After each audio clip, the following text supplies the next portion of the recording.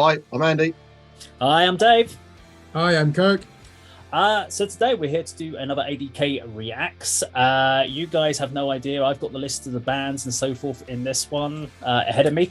Now, this first band I've picked for us to react to, I've not actually seen this video before, so it's not a video I've done on the Dave Does channel, and I've never heard of them before. It was a new release that came out this week. You may have heard it, especially as it's a band that I've never heard of. So Kirk, you probably know them inside and out, especially if it's obscure, you know it. But we're just going to go straight into there, and I think we should just get straight into the reaction, and we'll share our thoughts and feelings at the end. As always, no pausing, no talking during it. Let's get to it.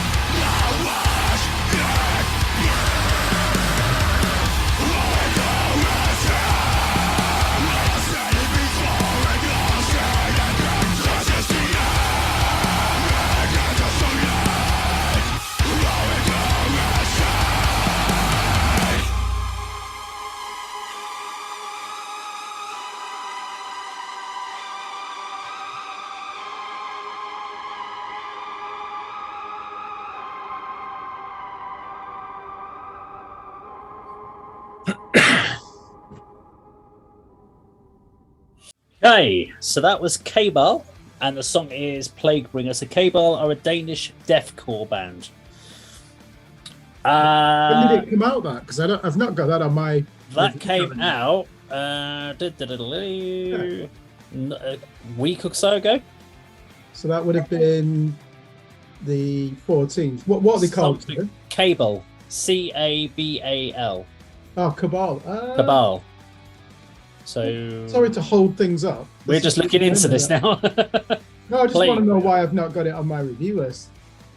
Cabal, I don't know what record label they're on. Yeah, so the album came out this year. The official Plaguebringer came out. This video came out 3 days ago. So I picked it because of the fact it came out 3 days ago, and it's kind of a different. It's deathcore. So going from I'm going to go as I'm talking. I might as well go first. There were elements of it I liked. I felt, even though it was only 3 minutes and 46 seconds, it felt too long for me because it was just a lot of repetition. It just felt like they were going round and round and round, repeating the same phrasing. Because the riffs weren't exactly massively overly complex, it was quite just a lot of chug. But I liked the chug that was there. I liked the drums. I think there was a little bit of overuse on the electronica effects as well, which makes it kind of took away from the element of the intensity, having all these constant, like almost dubsteppy those I don't know what you want to call them, electronica effects and stuff like that. Glitches, I think. Glitches. It just made me think of how are they going to perform that live? How is that going to come across in a... Can you imagine them if they were playing that in Club 85? They were going to have to rely on like a laptop there with those effects going on. How much of that is triggered? How much of that is just backdrop? And when you strip that back out of it, you kind of go, well, actually, there were some good elements to that track, but it's a short song in 3 minutes 40 seconds, but it felt a lot longer to me because you'd got all the concept of that song within the first 2 minutes. Even when they did the breakdown, you kind of were like, okay, cool little breakdown, and then they went back into it. I was like, nah, I've kind of got lost interest in the song now. But it had me for the first couple of minutes, I thought, and then it just kind of faded off my interest. It peaked at that point. Go on, interesting video though. I actually quite liked it. I agree with a lot of what David said. I thought it was longer than 3.5 minutes. So you're absolutely right. It did seem to, sort of repeat a lot of passages and go on a bit too long. Again, like you, I didn't particularly like those industrial metal glitches, as you call them, Kirk. Those sort of inserted noises and mechanical type sounds. Really like the drums. Drums was really good. My initial thoughts when I first heard it, looking at the vocalist, it was you must know these guys, Kirk, from 90s death metal. I think they were German, Morgoth. Yeah. That guy looked like, was it Mark somebody from, and he sounded like him as well. So I thought perhaps it was sort of a 2022 incarnation of Morgoth. So I was going to try and jump in with that before David told us who the band was. But I haven't heard of Cabal at all. No.